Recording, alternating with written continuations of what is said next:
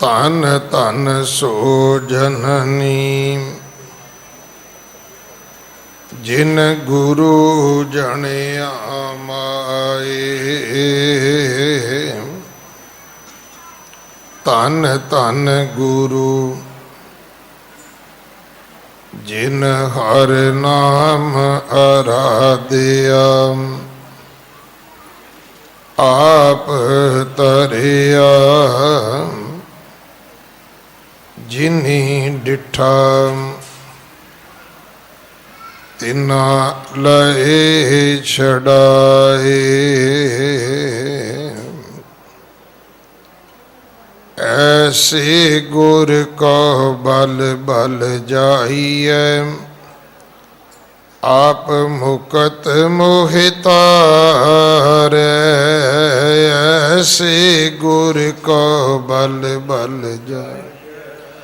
ਆਪ ਮੁਕਤ ਮੋਹਿ ਤਾਰੈ।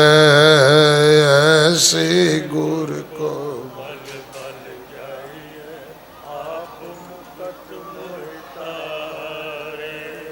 ਆਪ ਮੁਕਤ ਮੋਹਿ ਤਾਰੈ।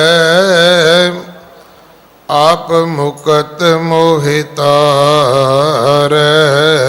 ਆਪ ਮੁਕਤ ਮੋਹਿ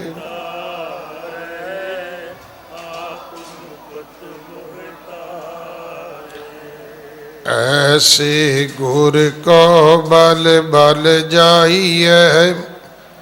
ਆਪ ਮੁਕਤ ਮੋਹਿ ਤਾਰੈ। ਐਸੇ ਗੁਰ ਕੋ ਆਪ ਮੁਕਤ ਮੋਹਿ ਤਾਰੈ। ਗੁਰੂ ਸਵਾਰੇ ਖਾਲਸਾ ਜੀ, ਆਪ ਜੀ ਵਡਭਾਗੇ ਹੋ ਜੋ 8ਵੇਂ ਪਾਤਸ਼ਾਹ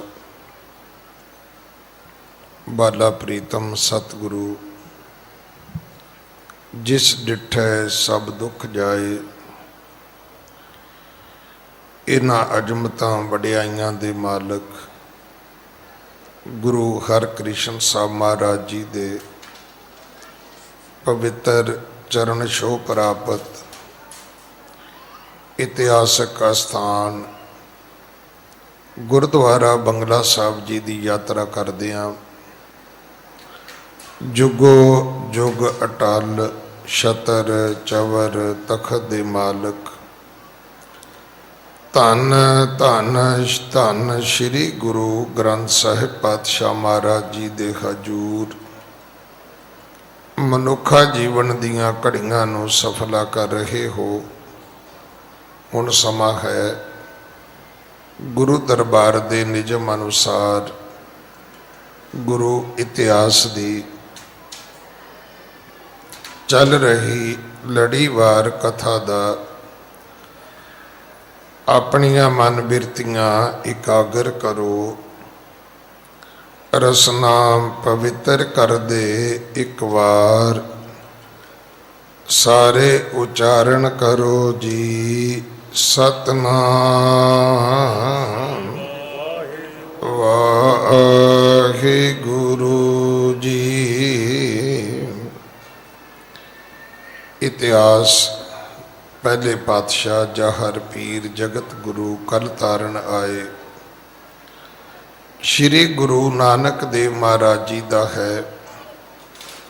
ਪ੍ਰਸੰਗ ਹੈ ਕਿ ਸਤਿਗੁਰੂ ਧਰਤ ਲੁਕਾਈ ਨੂੰ ਸੋਧ ਦੇ 4 ਚੱਕਾਂ ਦਾ 9 ਖੰਡ ਪ੍ਰਿਥਵੀ ਦਾ ਉਧਾਰ ਕਰਦੇ ਨੇ। ਅੱਜ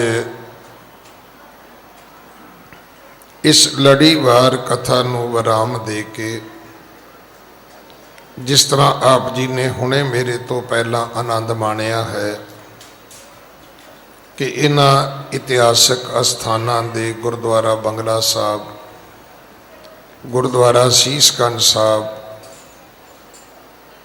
ਜੋ ਇਹ ਪਾਵਨ ਗੁਰਧਾਮ ਨੇ, ਜਿੰਨੇ ਵੀ ਦਿੱਲੀ ਦੇ ਇਤਿਹਾਸਕ ਗੁਰਦੁਆਰੇ ਹਨ, ਇਹਨਾਂ ਦੇ ਵਿੱਚ ਸੇਵਾਵਾਂ ਨਿਭਾਉਣ ਵਾਲੇ ਸਮੂਹ ਹਜੂਰੀ ਰਾਗੀ ਢਾਡੀ ਸਭਾ ਦੇ ਸਾਰੇ ਜੋ ਕੀਰਤਨੀਏ ਨੇ,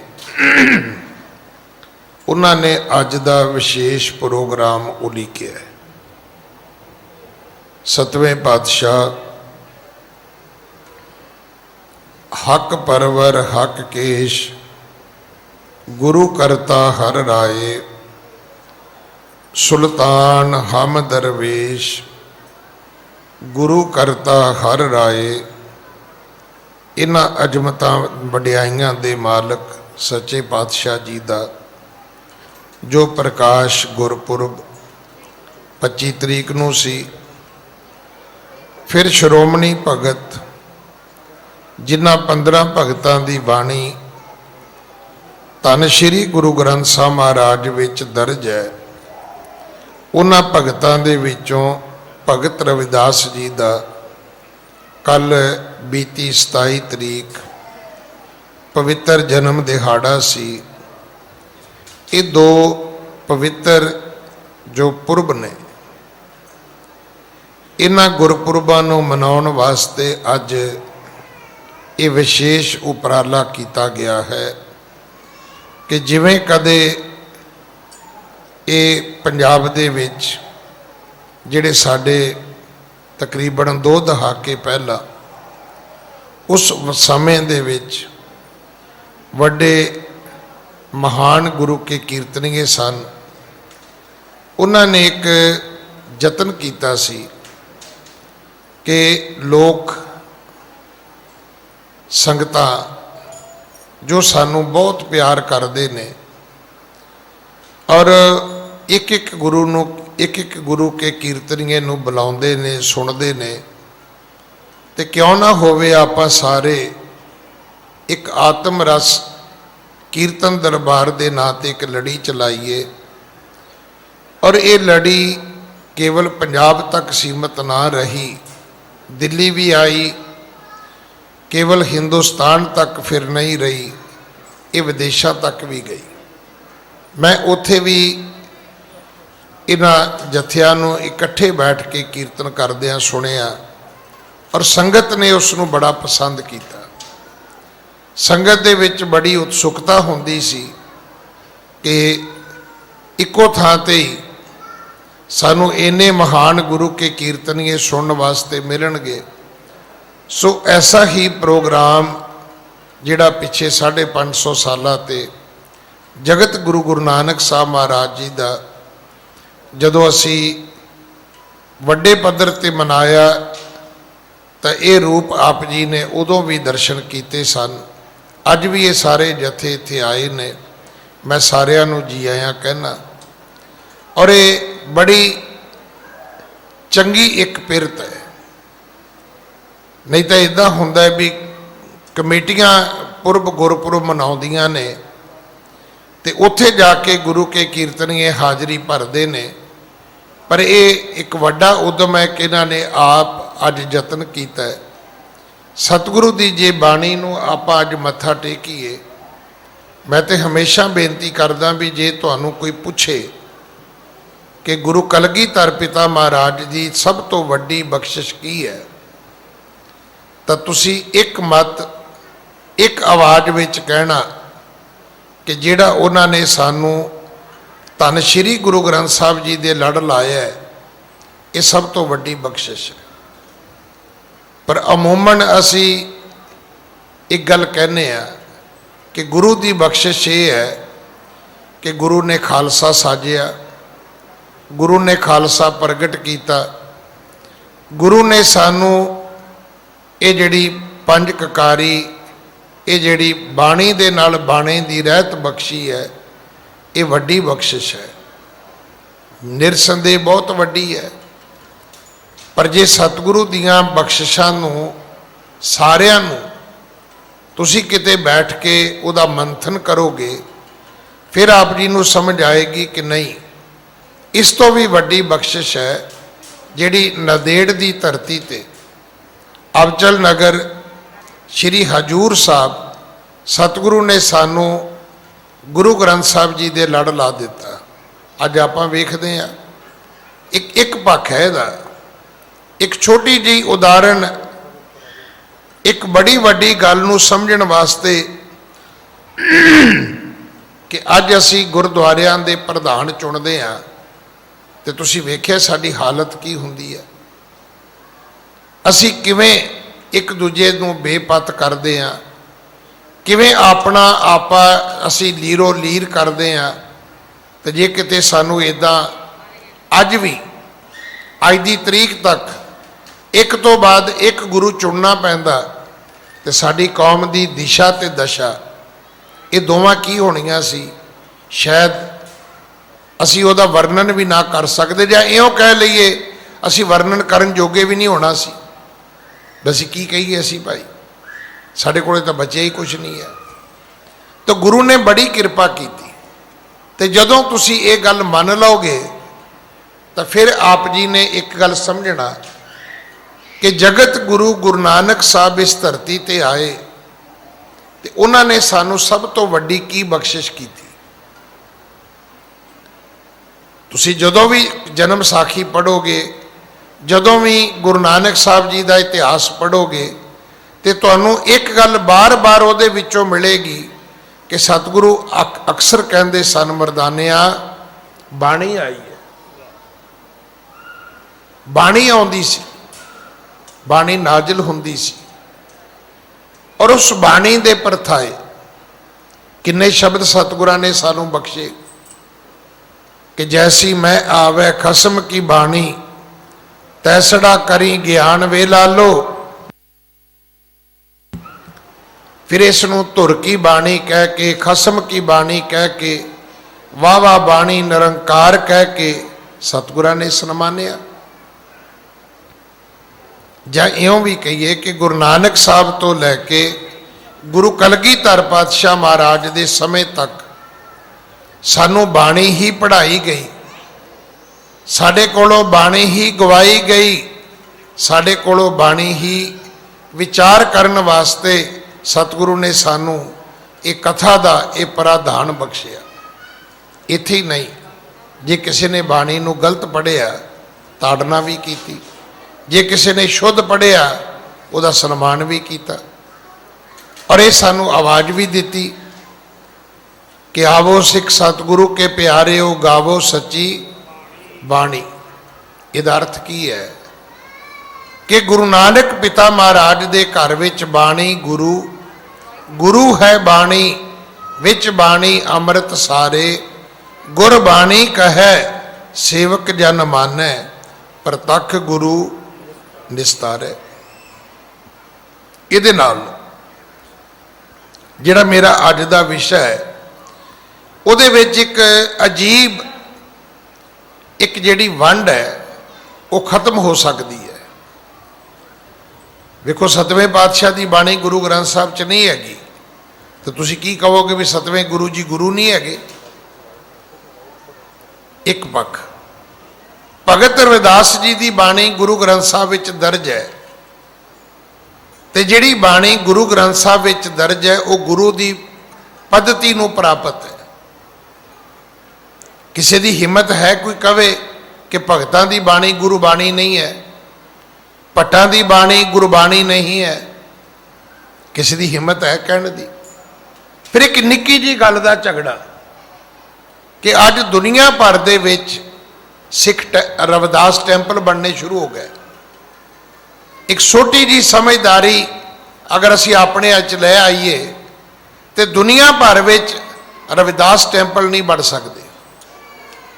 जिवें गुरु हराए साहब के गुरुद्वारे ने, जिवें गुरु हरकृष्ण साहब जी के गुरुद्वारे ने, जिवें गुरु अमरदास महाराज के गुरुद्वारे ने, इवें भगत रविदास जी के गुरुद्वारे बनणगे। टैंपल नहीं, मंदिर नहीं बनणगे।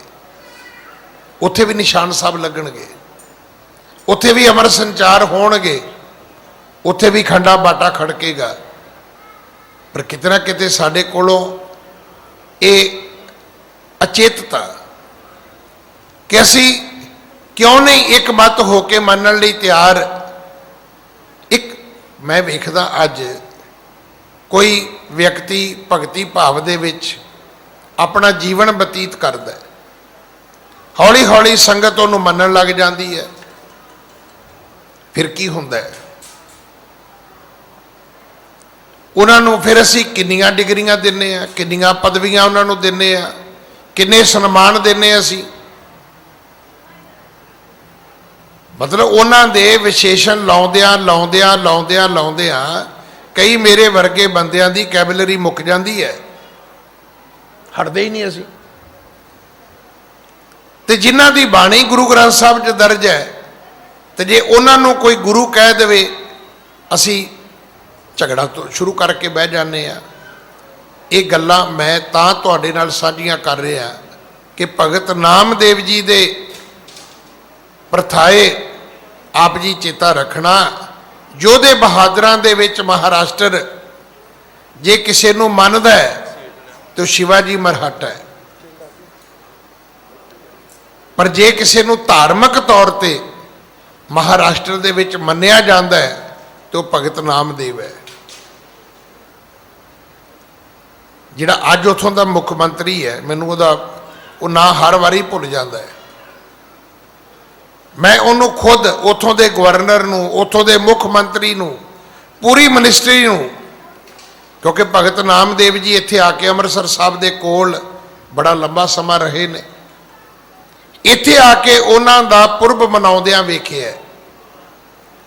तो जे अज असी उन्होंने मन लेंदे उस रूप दे विच, ते भगत नामदेव जी दे मंदिर नहीं सी बनने, भगत नामदेव जी दे गुरुद्वारे बनने सी, उन्हां दे गुरुद्वारे बनने सी, उत्थे भी खंडे बाटे खड़कने सी, उत्थे भी अमर छकाए जाने सी। अज तो कुछ साल पहला दिल्ली कमेटी वालों मैनू राजस्थान जाने का मौका मिलिया, जिथे भगत धन्ना जी का जन्म होया, उन्हां दा प्रकाश होया, जिथे उन्होंने अवतार धारण किया। उदों उतों की मुख्यमंत्री जिहड़ी सी वो वसुंधरा राजे वसुंधरा राजे, वो सिंधिया परिवार की बच्ची है, वो मुख्यमंत्री सी। मैं बोलन लग्या तो वो स्टेज पर आ गई, पहला वो बोली, बाद विच मैं बोलिया। तुसीं यकीन करोगे, ज्यों जयपुर तो मैं लंघिया 70 किलोमीटर दूर है, टाक डिस्ट्रिक्ट का नाम है, जिथे भगत नामदेव जी का पवित्र जन्म दिहाड़ा है। लखां लखां लोग राजस्थान दे पैदल तुरे जा रहे थे, वहीरा कतदे। तो जे आप इसनूं मान लेंदे तो अज भगत धन्ना जी के गुरुद्वारे बनते, पर असी किते ना किते जाके साडी कमजोरी है। जे भगत रविदास की गल आई तो वो जी रविदासीए करन, भगत धन्ने की गल आई वो तो जट सी जी, जट करनगे जी। आपां नूं इस दे उत्तों उपर उठना चाहिए। गुरुआं दी बाणी, धन श्री गुरु ग्रंथ साहब जी का जिहड़ा पावन स्वरूप है, ये प्रथाए ना एक आप अरदास करते हैं रोज़, पाठ दीदार का ध्यान धर के खालसा जी बोलो जी वाहिगुरू। कदे पाठ दीदार तो करो तो सही, आप सिर्फ दर्शन दीदार करते हैं। आ जिहड़ा इत्थे मत्था टेकते हैं ना, ये पाठ दीदार नहीं है, ये दर्शन दीदार है। कुछ साडी मजबूरी है तो कुछ साडी अवस्था इदां दी बन गई कि महाराज दे प्रकाश दे विच जगह आ गई, अगे गोलक आ गई, तो कुछ साडी अवस्था भी यही है। असी भी कहने भी बाबा तेनों दूरों ही मत्था टेकिया, असी पाठ दीदार करन तक पहुँच नहीं पा रहे। चाहिदा सी सानू जे असी बाणी पढ़ी हुंदी तो फिर जाके तुहानू समझ आउणी सी कि भगतां दी करनी घट नहीं सी। भगतां ने अपने समय दे विच बड़े वड्डे क्रांतिकारी कदम चुके सन और हर प्रकार की उन्होंने विरोधता झलनी पई। जे आप कहने ना भी गुरु साहबानों तत्तियां तवियां ते बहना पिया, गुरु साहबानों ਚਾਂਦਨੀ ਵਰਗੇ ਚੌਕ ਵਿੱਚ ਆਪਣੇ ਸੀਸ ਦਾ ਬਲੀਦਾਨ ਦੇਣਾ ਪਿਆ ਤਾਂ ਉੱਥੇ ਚੇਤਾ ਰੱਖਣਾ ਭਗਤ ਸਾਹਿਬਾਨਾਂ ਨੂੰ ਗੰਗਾ ਵਿੱਚ ਸੁੱਟ ਦਿੱਤਾ ਗਿਆ। ਕਿਸੇ ਹਾਥੀ ਦੇ ਅੱਗੇ ਇੱਕ ਜਿਵੇਂ ਕੋਈ ਸਮਾਨ ਦੀ ਗਠੜੀ ਹੁੰਦੀ ਹੈ, ਪੰਡ ਹੁੰਦੀ ਹੈ, ਇਵੇਂ ਫੁੱਟਬਾਲ ਬਣਾ ਕੇ ਹਾਥੀ ਦੇ ਅੱਗੇ ਸੁੱਟ ਦਿੱਤਾ ਗਿਆ।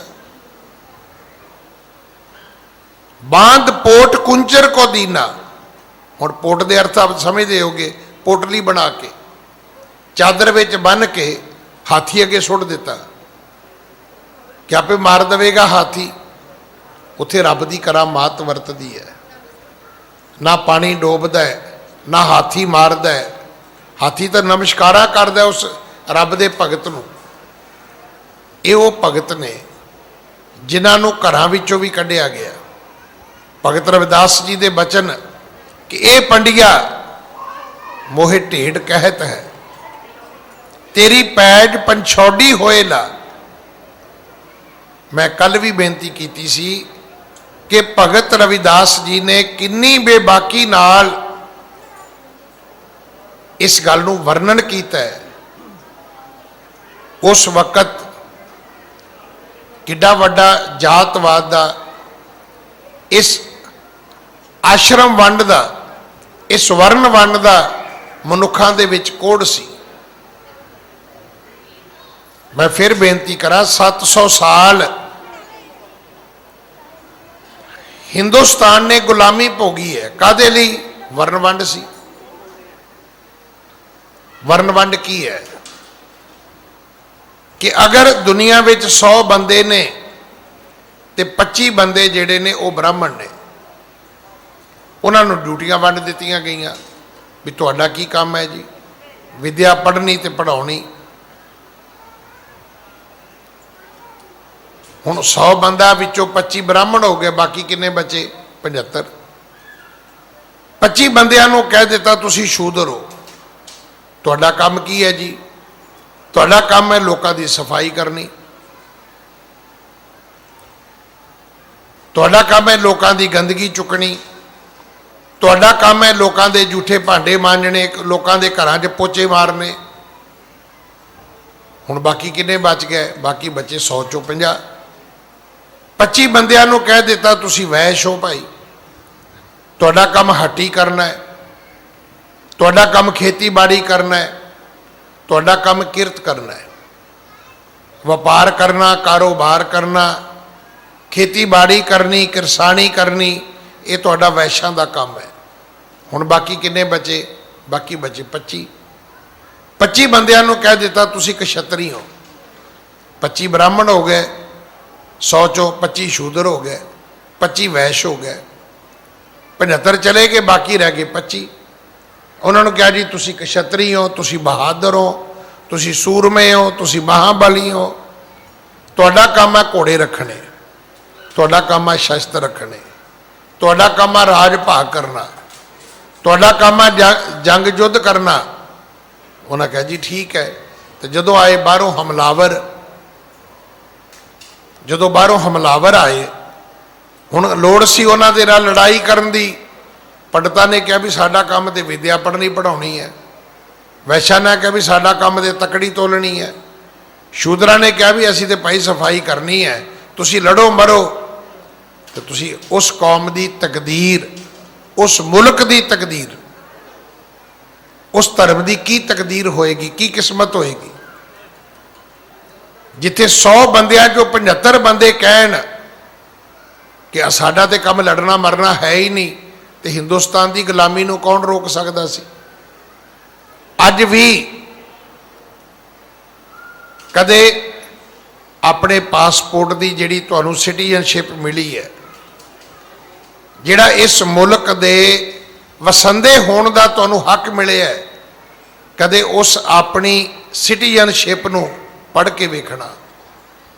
ਉਹਦੇ 'ਚ ਇੱਕ ਲਾਈਨ ਲਿਖੀ ਹੋਈ ਹੈ ਕਿ ਅਗਰ ਇਸ ਮੁਲਕ ਨੂੰ ਤੁਹਾਡੀ ਲੋੜ ਪਈ ਤੇ ਤੁਹਾਨੂੰ ਵੀ ਬਾਰਡਰ ਤੇ ਜਾ ਕੇ ਲੜਨਾ ਪੈ ਸਕਦਾ ਹੈ। ਇਹ ਕਿਰਪਾ ਕੀਤੀ ਗੁਰੂ ਨਾਨਕ ਸਾਹਿਬ ਨੇ। ਜਦੋਂ 4 ਵਰਨਾਂ ਦਾ ਇੱਕ ਵਰਨ ਹੋਇਆ ਤੇ ਗੁਲਾਮੀਆਂ ਟੁੱਟ ਗਈਆਂ।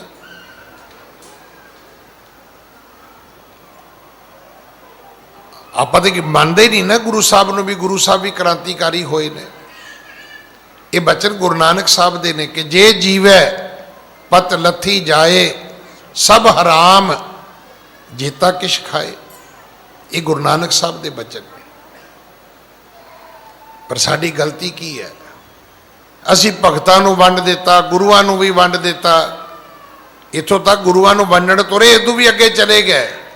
ਦਿੱਲੀ ਵਿੱਚ ਵੀ ਇਦਾਂ ਦੇ ਹੈਗੇ ਨੇ ਕਿ ਜੇ ਉਹਨਾਂ ਨੂੰ ਕਹੋ ਜੀ ਸੇਵਾ, ਉਹ ਕਹਿੰਦੇ ਜੀ ਅਸੀਂ ਤਾਂ ਗੁਰੂ ਤੇਗ ਬਹਾਦਰ ਸਾਹਿਬ ਨੂੰ ਮੰਨਦੇ ਹਾਂ, ਸੀਸਗੰਜ ਕਰਾਂਗੇ। ਦੂਜਾ ਕਹਿੰਦਾ ਜੀ ਅਸੀਂ ਤਾਂ ਗੁਰੂ ਹਰਕ੍ਰਿਸ਼ਨ ਸਾਹਿਬ ਨੂੰ ਮੰਨਦੇ ਹਾਂ, ਬਗਲਾ ਸਾਹਿਬ ਹੀ ਕਰਾਂਗੇ।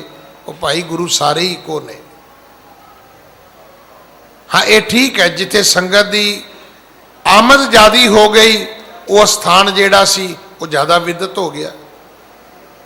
ਪਰ ਜੇ ਆਪਾਂ ਕਹੀਏ ਵੀ ਗੁਰੂ ਤੇਗ ਬਹਾਦਰ ਦੀ ਬਖਸ਼ਿਸ਼ ਥੋੜੀ ਹੈ, ਮੈਂ ਉਹਨਾਂ ਨੂੰ ਵੀ ਜਾਣਦਾ ਜਿਹੜੇ ਸਿਰਫ ਕੇਵਲ ਰਕਾਬਗੰਜ ਸਾਹਿਬ ਮੱਥਾ ਟੇਕਦੇ ਨੇ। ਮੈਂ ਉਹਨਾਂ ਪਰਿਵਾਰਾਂ ਨੂੰ ਵੀ ਜਾਣਦਾ ਜਿਹੜੇ ਸਿਰਫ ਗੁਰਦੁਆਰਾ ਮਜਨੂ ਟਿੱਲਾ ਸਾਹਿਬ ਹੀ ਮੱਥਾ ਟੇਕਦੇ ਨੇ। ਉਹ ਵੀ ਗੁਰਦੁਆਰਾ ਸਿੱਖ ਹੈਗੇ ਨੇ ਜਿਹੜੇ ਸਿਰਫ ਦਮਦਮਾ ਸਾਹਿਬ ਹੀ ਮੱਥਾ ਟੇਕਦੇ ਨੇ। ਉਹ ਕਹਿੰਦੇ ਇੱਥੇ ਗੁਰੂ ਕਲਗੀਧਰ ਪਿਤਾ ਦੀ ਬੜੀ ਰਹਿਮਤ ਵਰਸਦੀ ਹੈ। ਵਾਕਈ ਵਰਸਦੀ ਹੈ ਭਾਈ, ਕੋਈ ਘਾਟਾ ਥੋੜਾ ਹੈ। ਸਾਰੇ ਗੁਰੂ ਇੱਕ ਰੂਪ ਹੋਏ ਨੇ, ਸਾਰੇ ਭਗਤ ਇੱਕ ਰੂਪ ਹੋਏ ਨੇ। ਇਹ ਬੜਾ ਅੱਛਾ ਉਦਮ ਹੈ ਕਿ ਅੱਜ ਗੁਰੂ ਦਾ ਗੁਰਪੁਰਬ ਤੇ ਭਗਤ ਜੀ ਦਾ, ਸ਼੍ਰੋਮਣੀ ਭਗਤ ਰਵਿਦਾਸ ਜੀ ਦਾ ਅੱਜ ਜਨਮ ਦਿਹਾੜਾ ਵੀ ਮਨਾਇਆ ਜਾ ਰਿਹਾ। ਅੱਜ ਲੋੜ ਹੈ ਅਸੀਂ ਗੁਰਬਾਣੀ ਨੂੰ ਸਮਰਪਿਤ ਹੋਈਏ। ਦੇਖੋ, ਜੇ ਤਾਂ ਅਸੀਂ ਮੂਰਤੀ ਪੂਜਾ ਵਾਲੇ ਪਾਸੇ ਜਾਵਾਂਗੇ ਫਿਰ ਭਗਤ ਜੀ ਦੀ ਮੂਰਤੀ ਹੋਰ ਤਰ੍ਹਾਂ ਦੀ ਮਿਲੇਗੀ, ਗੁਰੂ ਸਾਹਿਬ ਦੀ ਤਸਵੀਰ ਹੋਰ ਤਰ੍ਹਾਂ ਦੀ ਮਿਲੇਗੀ। ਪਰ ਜੇ ਅਸੀਂ ਗੁਰਬਾਣੀ ਵਾਲੇ ਪਾਸੇ ਜਾਵਾਂਗੇ ਤੇ ਤੁਸੀਂ ਹੈਰਾਨ ਹੋਵੋਗੇ ਕਿ ਪੂਰੇ ਗੁਰੂ ਗ੍ਰੰਥ ਸਾਹਿਬ ਦੇ ਵਿੱਚ ਵਿਰੋਧੀ ਭਾਸ ਨਹੀਂ ਹੈ। ਕੋਈ ਇੱਕ ਸ਼ਬਦ ਦੂਜੇ ਸ਼ਬਦ ਨੂੰ ਕੱਟਦਾ ਨਹੀਂ ਹੈ। ਸਾਰੀ ਗੁਰਬਾਣੀ ਗੁਰੂ ਨਾਨਕ ਸਾਹਿਬ ਜੀ ਦੇ ਉਹਨਾਂ ਸਿਧਾਂਤਾਂ ਦੀ ਪ੍ਰੋੜਤਾ ਕਰਦੀ ਹੈ ਜਿਹੜੇ ਸਿਧਾਂਤ ਉਹਨਾਂ ਨੇ ਦੁਨੀਆ ਨੂੰ ਆ ਕੇ ਬਖਸ਼ੇ ਨੇ।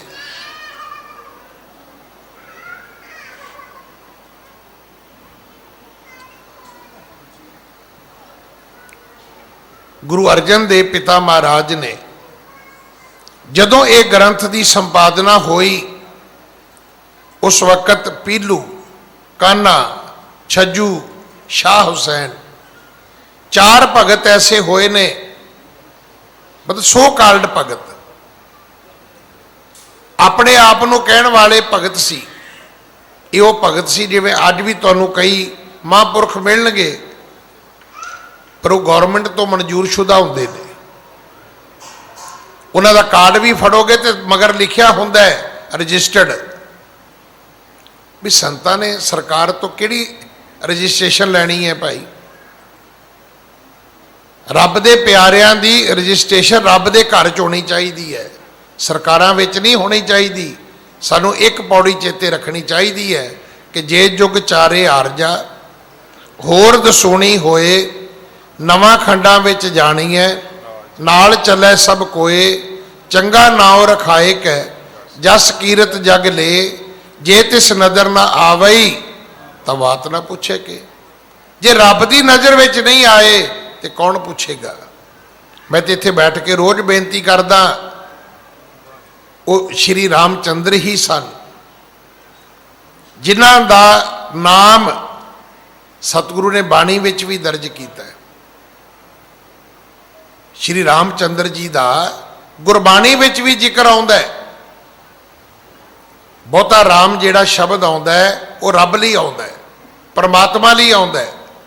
ਪਰ ਕਈ ਵਾਰੀ ਰਾਜਾ ਦਸ਼ਰਥ ਦੇ ਬੇਟੇ ਰਾਜਾ ਸ਼੍ਰੀ ਰਾਮਚੰਦਰ ਜੀ ਦਾ ਇੱਕ ਅਵਤਾਰੀ ਪੁਰਖ ਦੇ ਰੂਪ ਵਿੱਚ ਵੀ ਆਉਂਦਾ ਹੈ। ਪਰ ਅੱਜ ਸਾਨੂੰ ਵੀ ਬੜੇ ਰਾਮ ਮਿਲੇ, ਕੋਈ ਰਾਮ ਰਹੀਮ ਮਿਲਿਆ, ਕੋਈ ਰਾਮਪਾਲ ਮਿਲਿਆ, ਕੋਈ ਆਸਾ ਰਾਮ ਮਿਲਿਆ। ਮਿਲੇ ਤੇ ਲੋਕ ਸਾਨੂੰ ਵੀ ਨੇ, ਪਰ ਇਹ ਗੌਰਮੈਂਟ ਤੋਂ ਮਨਜ਼ੂਰਸ਼ੁਦਾ ਨੇ। ਇਹਨਾਂ ਦੀ ਵਡਿਆਈ ਕੀ ਹੈ? ਉਹ ਜੀ ਇਹਨਾਂ ਦੇ ਮਗਰ ਲੋਕ ਬੜੇ ਤੁਰਦੇ ਨੇ। ਭਗਤ ਰਵਿਦਾਸ ਜੀ ਦੇ ਮਗਰ ਲੋਕ ਨਹੀਂ ਇੰਨੇ ਨਹੀਂ ਸੀ ਤੁਰਦੇ, ਭਗਤ ਨਾਮਦੇਵ ਜੀ ਦੇ ਮਗਰ ਲੋਕ ਇੰਨੇ ਨਹੀਂ ਸੀ ਤੁਰਦੇ, ਉਹਨਾਂ ਦੇ ਤੇ ਸਰਕਾਰਾਂ ਵੀ ਵਿਰੁੱਧ ਸੀ। ਇਹ ਪੁੱਛਿਆ ਗਿਆ ਕੌਣ ਅਪਰਾਧ ਸੰਤ ਹੈ ਕੀਨਾ, ਬਾਂਧ ਪੋਟ ਕੁੰਚਰ ਕੋ ਦੀਨਾ। ਕਹਿੰਦੇ ਸੰਤ ਦਾ ਕਸੂਰ ਕੀ ਹੈ? ਇਹਦੀ ਪੰਡ ਬੰਨ ਕੇ ਗੱਠੜੀ ਬੰਨ ਕੇ ਤੈਨੂੰ ਹਾਥੀ ਅੱਗੇ ਕਿਉਂ ਸੁੱਟ ਦਿੱਤਾ ਗਿਆ ਭਾਈ? ਜਿਹੜੇ ਰੱਬ ਦੇ ਸੰਤ ਹੋਏ ਨੇ ਨਾ, ਉਹ ਤਾਂ ਬਹੁਤੇ ਸਰਕਾਰਾਂ ਨੂੰ ਵੈਸੇ ਹੀ ਹਜਮ ਨਹੀਂ ਹੋਏ। ਕਿ ਗੁਰੂ ਨਾਨਕ ਸਾਹਿਬ ਨੂੰ ਬਾਬਰ ਨੇ ਯਤਨ ਨਹੀਂ ਕੀਤਾ ਕਿ ਉਹਨਾਂ ਨੂੰ ਗ੍ਰਿਫਤਾਰ ਕਰਕੇ ਉਹਨਾਂ ਦੇ ਕੋਲੋਂ ਚੱਕੀ ਪਸਾਈ ਜਾਏ? ਵਕਤ ਦੇ ਹਾਕਮ ਇੱਦਾਂ ਕਰਦੇ ਹੁੰਦੇ ਨੇ। ਇਹ ਬਾਬੇ ਕਿਆਂ ਦਾ, ਬਾਬਰ ਕਿਆਂ ਦਾ ਇਹ ਝਗੜਾ ਅੱਜ ਦਾ ਨਹੀਂ, ਇਹ ਸ਼ੁਰੂ ਤੋਂ ਚੱਲਿਆ ਆ ਰਿਹਾ। ਕਦੇ ਦੇਵਤਿਆਂ ਦੈਂਤਾਂ ਦੀਆਂ ਗੱਲਾਂ ਆਉਂਦੀਆਂ।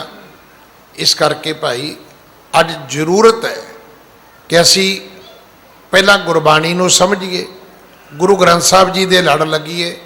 ਫਿਰ ਜਿਨ੍ਹਾਂ ਮਹਾਂਪੁਰਖਾਂ ਦੀ ਬਾਣੀ ਗੁਰੂ ਗ੍ਰੰਥ ਸਾਹਿਬ ਵਿੱਚ ਦਰਜ ਹੈ, ਕੋਈ ਵਿਅਕਤੀ ਨਿੱਜੀ ਤੌਰ ਤੇ ਉਹਨਾਂ ਨੂੰ ਗੁਰੂ ਕਹਿ ਕੇ ਬੁਲਾਵੇ ਤੇ ਸਾਨੂੰ ਬਦਹਜ਼ਮੀ ਨਹੀਂ ਹੋਣੀ ਚਾਹੀਦੀ, ਸਾਨੂੰ ਕੋਈ ਤਕਲੀਫ ਨਹੀਂ ਹੋਣੀ ਚਾਹੀਦੀ ਕਿ ਅਗਰ ਕੋਈ ਸਨਮਾਨ ਵਿੱਚ ਉਹਨਾਂ ਦੇ ਕੋਈ ਸ਼ਬਦ ਵਰਤਦਾ ਹੈ ਤੇ ਸਾਨੂੰ ਉਹਦੀ ਰਿਸਪੈਕਟ ਕਰਨੀ ਚਾਹੀਦੀ ਹੈ।